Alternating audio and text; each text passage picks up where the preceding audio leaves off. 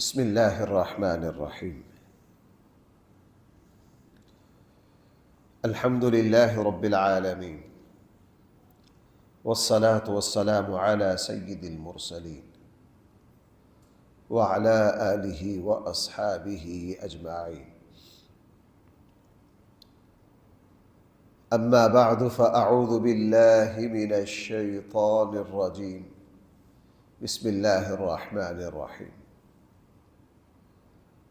فلذلك فادع واستقم كما أمرت ولا تتبع أهواءهم وقل آمنت بما أنزل الله من كتاب وأمرت لأعدل بينكم الله ربنا وربكم لنا أعمالنا ولكم أعمالكم لا حجة بيننا وبينكم الله يجمع بيننا وإليه المصير. صدق اللہ مولانا العظیم. فَلِذَلِكَ فَدْعُ، اے نبی جی آپ اسی دین کی طرف لوگوں کو بلائیے جو پچھلی آیات میں ہم نے آپ کے سامنے رکھا. نمبر 2، وَاسْتَقِمْ كَمَا أُمِرْتَ، پوری استقامت اختیار کیجئے جیسا کہ آپ کو حکم دیا گیا ہے. ان دو جملوں کی تشریح کل کے درس میں آپ حضرات کے سامنے آ گئی. تیسرا جملہ ہے وَلَا تَتَّبِعْ أَهْوَاءَهُمْ، آپ لوگوں کی خواہشات کی اتباع اور پیروی نہ کریں. کیا مطلب؟ لوگ رسول اللہ صلی اللہ علیہ وسلم کے زمانے کے کافر اللہ کے نبی صلی اللہ علیہ وسلم کو حق بات سے روکنا اور پھیرنا چاہا. رسول اللہ صلی اللہ علیہ وسلم کے سامنے طرح طرح کی فرمائشیں، مراعات، یہاں تک کہ رسول اللہ صلی اللہ علیہ وسلم کو لالچ دینے کی بھی کوشش کی گئی. آپ کو سرداری بھی دیتے ہیں، مال بھی دیتے ہیں، جہاں نکاح چاہتے ہیں وہ بھی کر دیتے ہیں. آپ جو حق بات کی دعوت دے رہے ہیں اس سے پھر جائیے، نرمی کیجیے، تھوڑی تبدیلی کر دیجیے. فرمایا وَلَا تَتَّبِعْ أَهْوَاءَهُمْ، آپ لوگوں کی خواہشات کی اتباع نہ کریں. اور یہ سلسلہ آج بھی جاری ہے، 1400 سالوں سے جاری ہے. مسلمان سے طرح طرح کے مطالبے ہیں. ہمارے یہاں ہماری زندگی میں ہم نے یورپ کا یہ نعرہ سنا ہے کہ قرآن میں ترمیم ہونی چاہیے، اس کے فلاں فلاں مضامین حذف ہونے چاہیے. تو منعوذ باللہ من ذالک، فلاں فلاں مضامین کیا ہونے چاہیے؟ حذف ہونے چاہیے. اور خود آپس میں بھی بے دین مسلمان ایسی باتیں کر جاتے ہیں، ایسی باتیں کر جاتے ہیں، ان کو اندازہ ہی نہیں ہوتا کہ ہم کتنی بدترین بات کر رہے ہیں، کتنی بدترین بات کر رہے ہیں کہ دین یوں ہونا چاہیے جی، یوں ہونا چاہیے جی، یوں ہونا چاہیے جی. ابھی 2-4 دن پہلے ایک صاحب مجھ سے ایک مسئلہ پوچھنے آئے. وہ 8-10 منٹ مجھے گھماتے رہے کہ مجبوری میں سود کی جو اجازت ہونی چاہیے، مجبوری میں جو لیا جائے وہ سود نہیں ہے، وہ سود نہیں ہے. یوں نہیں تو یوں، یوں نہیں تو یوں، بڑی محنت سے یوں، مجبوری ہے، فلاں ہے، فلاں ہے، فلاں ہے، فلاں ہے، فلاں. میں نے ان سے جب وہ کہتے ہیں نا کہ بعض دفعہ ٹیڑھا ہاتھ ہی لگانا پڑتا ہے. اب جب ان کو سارا سمجھایا نہیں سمجھ میں آیا تو میں نے کہا یار بات یہ ہے، ہاتھ پاؤں ٹھیک ہے تمہارے؟ جی. عمر کتنی ہے؟ جی اتنی. تندرست ہو؟ جی. تو بھائی پہ شرم نہیں آتی؟ جا کے محنت کرو. تمہارے بیوی بچے کہاں؟ جھگیوں میں رہتے ہیں؟ نہیں. کرائے پر رہتے ہیں؟ جی. کیا کرتے ہو؟ یہ ملازمت کرتا ہوں. کتنی آمدن ہے؟ یہ. تو شرم نہیں آتی؟ پھر جا کے دماغ ٹھیک ہوا کہ بھائی میں آپ کو 10 منٹ سے سمجھا رہا ہوں کہ سود کی گنجائش کسی مسلمان کے لیے اس وقت بنتی ہے جب اس کے یہاں فاقہ ہو، جان جانے کا خطرہ ہو، جھونپڑی بھی موجود نہ ہو. اور اس وقت بھی سود یہ نہیں ہے کہ تم بینک سے 50 لاکھ کا لون لے لو، نہیں، اس وقت بھی اتنی گنجائش ہے جس سے آپ کا کم چل سکے. اضطراری حالت میں حرام کی گنجائش ہے اسی اعتبار سے. تو قرآن نے کیا فرمایا؟ وَلَا تَتَّبِعْ أَهْوَاءَهُمْ. آپ نے لوگوں کی خواہشات کی کوئی اتباع نہیں کرنی. مسلمان کا کام یہ دیکھنا ہی نہیں ہے کہ لوگ مجھ سے کیا چاہتے ہیں. مسلمان کا کام یہ دیکھنا ہے میرے اللہ مجھ سے کیا چاہتے ہیں. اس لیے رسول اللہ صلی اللہ علیہ وسلم سے فرمایا آپ لوگوں کی خواہشات کی ہرگز اتباع، اگر لوگوں کی خواہشات کی اتباع کرنا شروع کر دیا تو لوگوں کی آپ سے جو ڈیمانڈ ہوگی ان کی کوئی حد نہیں ہوگی. وہ اللہ پتہ نہیں کیا سے کیا دنیا چاہے گی. کرتے کرتے آپ اپنے دین کو اپنے ہاتھ سے چھوڑ بیٹھے. آپ اپنے دین کو اپنے ہاتھ سے چھوڑ بیٹھیں گے. اور بھائی اس کا ایک آج کل کے زمانے میں کچھ سرکاری ملاؤں کی حالت دیکھتا ہوں کہ وہ جب سرکار کے ساتھ چپکتے ہیں تو سرکار کو راضی کرنے کے لیے ان کو کیا کیا جتن کرنے پڑتے ہیں، کہاں کہاں ان کو دین میں سمجھوتا کرنا پڑتا ہے. کرتے کرتے کرتے کرتے سوائے بدنامی کے کوئی چیز ان کے ہاتھ نہیں آتی. فرمایا وَلَا تَتَّبِعْ أَهْوَاءَهُمْ. آپ لوگوں کی خواہشات کی ہرگز اتباع. وَقُلْ آمَنْتُ. چوتھا جملہ اس آیت میں آپ کہہ دیجئے کہ میں ایمان لاتا ہوں بما انزل اللہ من کتاب، ہر اس بات پر جس کو اللہ نے کتاب سے نازل کیا ہے.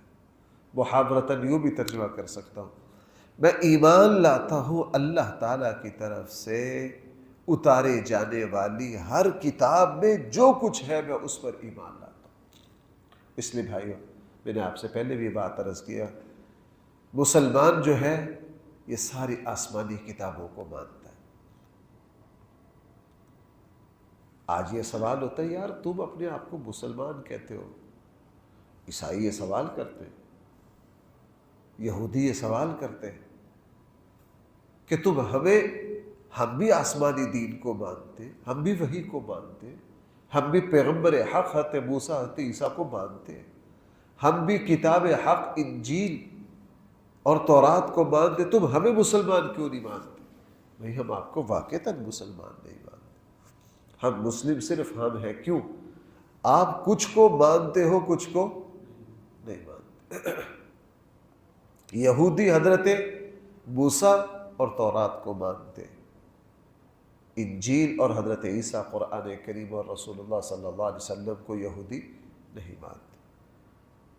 عیسائی ایک قدم تھوڑا سا بہتری کی طرف آئے، انہیں حضرت موسیٰ اور تورات کو بالکل تسلیم کیا اور انجیل اور حضرت عیسیٰ کو بھی کیا کیا؟ تسلیم کیا. رسول اللہ صلی اللہ علیہ وسلم اور قرآن کریم کا انکار کر دیا. مسلمان تمام آسمانی کتابوں کو مانتا ہے. بلکہ میں اس سے بڑھ کر اگلی ایک بات کہوں، اور یہ صرف جذباتی بات نہیں ہے. ہمارے بڑے بڑے اہل علم کی جب یہودی اور عیسائیوں سے اس موضوع پر مناظرے ہوئے، انہوں نے دلائل سے اس بات کو ثابت کیا کہ بلکہ حقیقی معنی میں حضرت موسیٰ، حضرت عیسیٰ، انجیل اور تورات کو مانتے ہی ہم ہیں. حقیقی معنی میں مانتے ہی آپ. چھٹا پارہ کھول کر دیکھیے، قرآن کریم کہہ رہا ہے ہم آپ کو اس بات کا حکم دے رہے ہیں، یہ وہی بات ہے ہم نے جو تورات اور انجیل میں اتاری تھی. قرآن نے جگہ جگہ یہ باتیں فرمائی، یہ وہی بات ہے جو ہم نے کدھر اتاری تھی؟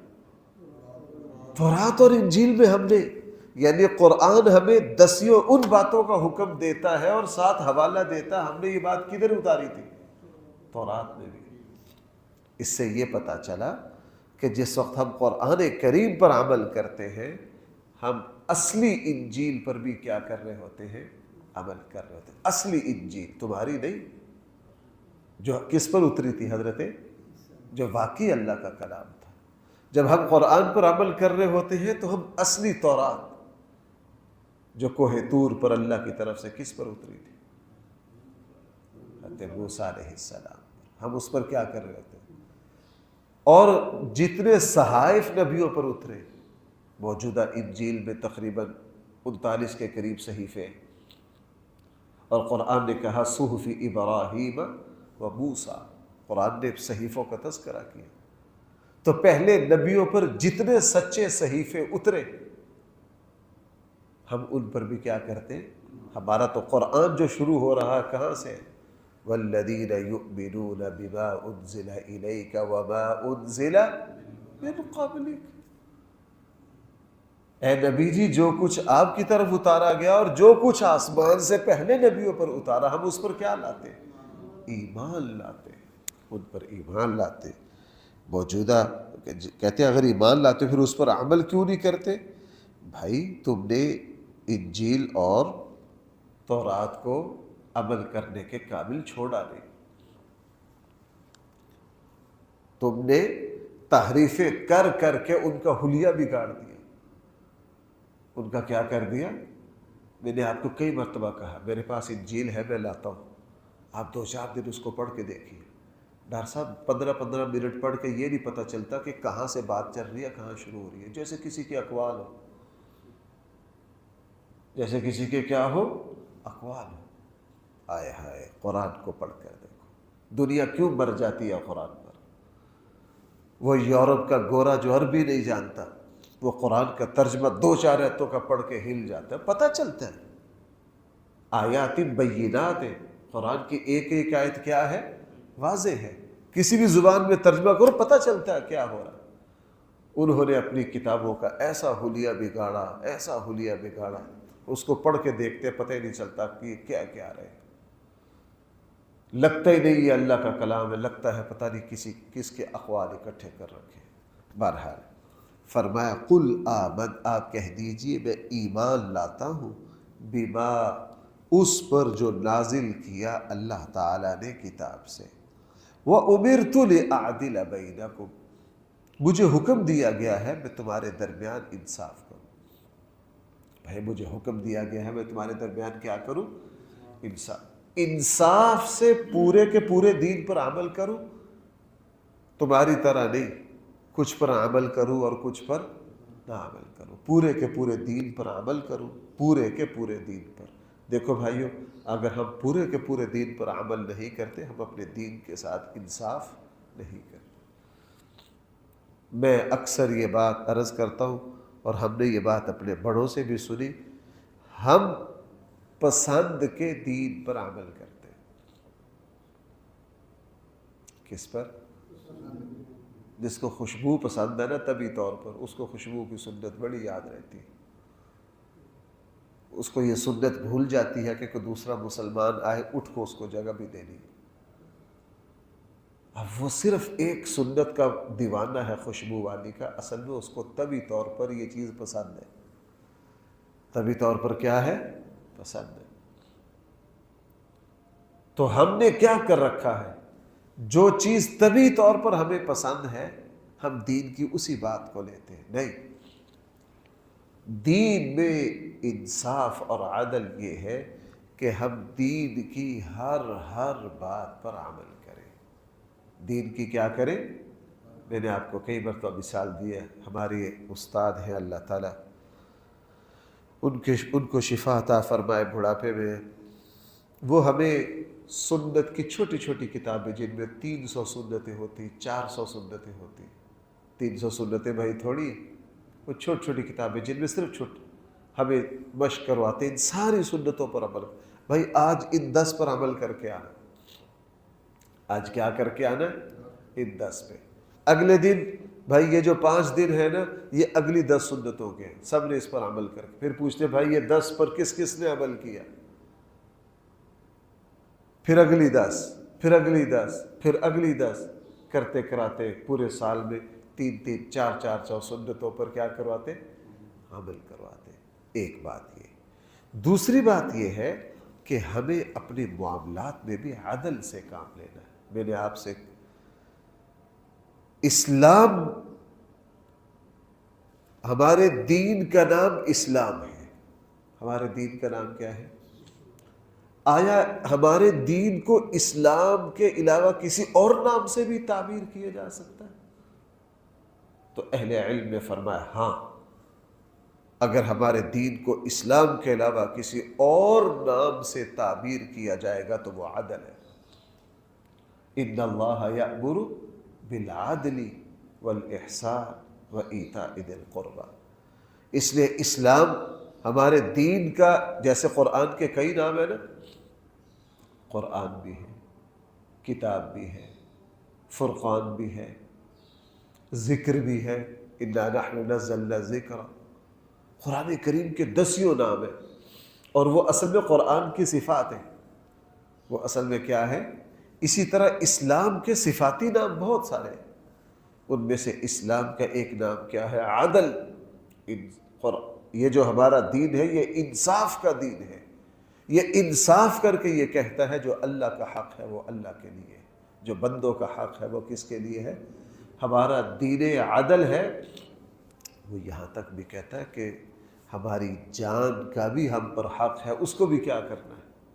وَإِنَّ لِنَفْسِكَ عَلَيْكَ حق، حضور نے فرمایا تھا تیرے اوپر تیری جان کا بھی حق ہے، تیرے بیوی بچوں کا بھی حق ہے، تیرے ماں باپ کا بھی حق ہے، تیرے ماں باپ کا بھی حق ہے۔ جس مسلمان کی زندگی میں عدل نہیں، اس کی زندگی میں اسلام بھی نہیں ہے۔ ہمارے یہاں عدل کی بہت کمی ہے، کوئی بندہ ماں باپ پر زیادتی کرتا ہے، کوئی ماں پر زیادتی کر رہا ہے، کوئی بیوی پر زیادتی کر رہا ہے، کوئی بھائی پر زیادتی کر رہا ہے، نہیں، فرمایا وَأُمِرْتُ لِأَعْدِلَ بَيْنَكُمْ، مجھے حکم دیا گیا ہے میں تمہارے درمیان کیا کروں؟ انصاف۔ اللہ ربنا وربکم، اللہ تعالیٰ ہمارے بھی رب ہے اور ہم سب کو وہی پالتا ہے، ہم سب کو وہی پالتا ہے، کوئی تفریق نہیں کریں گے اس میں کہ تمہارا رب کوئی اور ہے ہمارا رب کوئی اور ہے، نہیں، لنا اعمالنا ولکم اعمالکم، ہمارے لیے ہمارے اعمال اور تمہارے لیے تمہارے اعمال۔ قرآن کریم کون سا لفظ بولتا ہے؟ اعمال۔ میں نے جو جمعے کا موضوع شروع کیا تھا نا، شاید میں اس حدیث کی تشریح آگے کروں، ایک نکتہ بھی سن لیجیے۔ قرآن یہ نہیں کہتا لنا افعالنا ولکم افعالکم، قرآن کیا لفظ بولتا ہے؟ اعمال۔ فعل کا لفظ قرآن نہیں لاتا۔ جس جمعے کی میں نے شروع کی تھی، جس حدیث کی مختصر تشریح میں نے، انما الاعمال بالنیات، محدثین کہتے ہیں یہاں یہ کیوں نہیں کہا انما الافعال بالنیات، یہ کیوں نہیں کہا؟ قرآن عمل کیوں کہتا ہے؟ الا الذین آمنوا وعملوا الصالحات، عمل کا لفظ کیوں لاتا ہے؟ فعل اور عمل بظاہر تو ایک ہی چیز ہے، بظاہر تو، لیکن نہیں، عمل اسے کہتے ہیں جس کے پیچھے نیت ہو، سوچ ہو، نظریہ ہو، اس کو کیا کہتے ہیں؟ عمل کہتے ہیں۔ اور فعل جو ہے اس کے پیچھے کوئی نظریہ نہیں ہوتا، اس کے پیچھے کوئی نظریہ نہیں ہوتا۔ فعل جو ہے، جانور جو کچھ کر رہا ہوتا ہے، یہ جانور کے جو بھی کہا یہ افعال ہیں، اعمال نہیں ہے۔ کتے کو دیکھو رات کو بھاگے پھر رہے، یہ کتے کے افعال ہے، کتے کے اعمال نہیں ہے، یہ اشرف المخلوقات ہے۔ یہ جب بھی کوئی حرکت کرتا ہے اس کے پیچھے کیا ہوتا ہے؟ ایک نظریہ ہوتا ہے، یہ سویا ہے، یہ اٹھا ہے، یہ اللہ کے سامنے کھڑا ہوا ہے، اس کے ہر حرکت کے پیچھے ایک نظریہ ہے، سوچ ہے، فکر ہے، علم ہے، اس کے پیچھے کیا ہے؟ علم ہے۔ اس لیے فرمایا قرآن نے انما الاعمال بالنیات. آپ آئے، آپ نے گھر سے نکلے، کوئی پتہ نہیں کدھر جا رہے، یہاں آئے، کھڑے ہو گئے، کیا کر رہے ہو پتہ نہیں، تو یہ آپ کا نماز کا عمل نہیں ہوا، یہ کیا ہوا ہے؟ یہ فعل ہوا ہے. فعل اسے کہتے ہیں جس کے پیچھے کوئی نظریہ، کوئی سوچ، کوئی نیت، کوئی فکر، کوئی مقصد نہ ہو. اور عمل اسے کہتے ہیں جس کے پیچھے کیا ہو؟ فکر ہو، سوچ ہو، نظریہ ہو. اس لیے قرآن جگہ جگہ کہتا ہے، قرآن عمل کا لفظ بولتا ہے، لنا اعمالنا، تم نیت سے جو کچھ کر رہے ہو وہ تمہارے اللہ، تمہارے اعمال تمہارے ساتھ اور ہمارے اعمال ہمارے ساتھ. لا حجت بیننا و بینکم، ہمارے تمہارے درمیان کوئی جھگڑا نہیں ہے، کوئی ذاتی عداوت نہیں ہے، کوئی ذاتی عداوت نہیں ہے، کوئی جائیداد کا کوئی جھگڑا نہیں ہے. ہم تو حق بات تمہارے سامنے کر رہے ہیں. اس لیے بھائی دین کے معاملے میں مسلمان کسی کو اپنا ذاتی دشمن نہیں سمجھے گا. کسی جگہ آپ بدعت کا رد کر رہے ہیں تو آپ کی اس بدعتی سے کوئی ذاتی عداوت نہیں ہے. اس لیے اسلام ذات پر کیچڑ اچھالنے نہیں دیتا، ذات پر کیچڑ. اسی لیے رسول اللہ صلی اللہ علیہ وسلم کے پاس جب کافر سردار آئے، وہ رشتے میں حضور کے بڑے لگتے تھے، اللہ کے نبی ان کو ادب سے بلاتے، اے میرے چچا. کیا کہتے؟ اے میرے چچا. یعنی ان پر یہ واضح کرتے کہ میرا اور آپ کا کوئی ذاتی تنازع نہیں ہے، میرا اور آپ کا کوئی ذات کا جھگڑا نہیں ہے، میرا اور آپ کا کوئی پسند ناپسند کا جھگڑا نہیں ہے. قرآن نے کہہ دیا ہمارے اور تمہارے درمیان کسی طرح کا کوئی ذاتی جھگڑا نہیں ہے، ہم تو حق بات پر. اللہ یجمع بیننا، ہاں اللہ تعالیٰ ایک دن آئے گا، ہم سب کو کیا کریں گے؟ جمع کریں گے. یہ کیس اللہ کے بارگاہ میں، دنیا کا ہر کیس اللہ کی بارگاہ میں دوبارہ لگنا ہے. اللہ کی بارگاہ میں کیا کرنا؟ میں کل ہی ایک نوجوان کو عرض کر رہا تھا، وہ کسی پریشانی میں ہے. میں نے انہیں کہا ہمارے یہاں کہاں انصاف ملتا ہے، یہ کیس کی پیروی کرو لیکن عدالت بدل دو، اس کو دنیا کی عدالت سے اٹھا کر اس کو اللہ کی عدالت میں لے جاؤ، جہاں انصاف ملتا ہی ملتا ہے، جہاں انصاف ملتا ہی ملتا ہے. اللہ یجمع بیننا وإلیہ المصیر، اور ہم کیا کریں گے؟ سب اسی کی طرف لوٹ کر جائیں گے. اللہ تعالیٰ مجھے اور آپ کو صحیح سمجھ عطا فرمائے.